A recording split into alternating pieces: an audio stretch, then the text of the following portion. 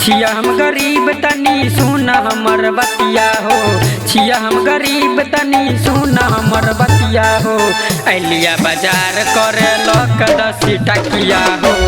अलिया बाजार करे लोक 10 टकिया हो। आलू के दाम सुनी फाट छिका छतिया हो। आलू के दाम सुनी फाट छिका छतिया हो। अलिया बाजार करे लोक 10 टकिया हो।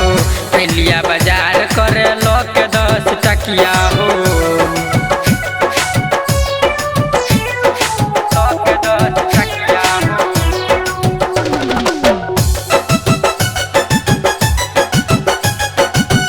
अलिया बाजार करे लोक 10 टकिया हो।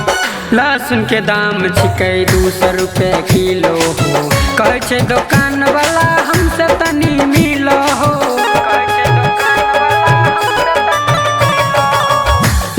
के दाम छिकै 200 रुपए किलो हो।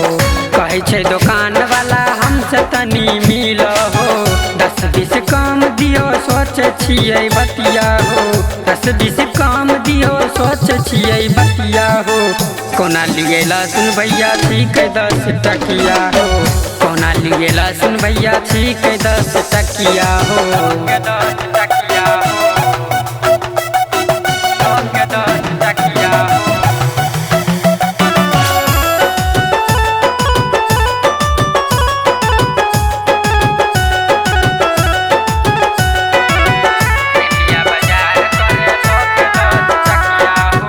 अभिषेक शत्रुघ्न खाली सोचे बतिया हो।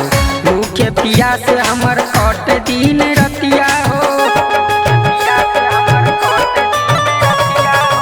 अभिषेक शत्रुघ्न खाली सोचे बतिया हो। भूखे पिया से हमर कट दिन रतिया हो। कोई नहीं बुझै छै मन के हमर बतिया हो। कोई नहीं बुझै छै मन के हमर बतिया हो।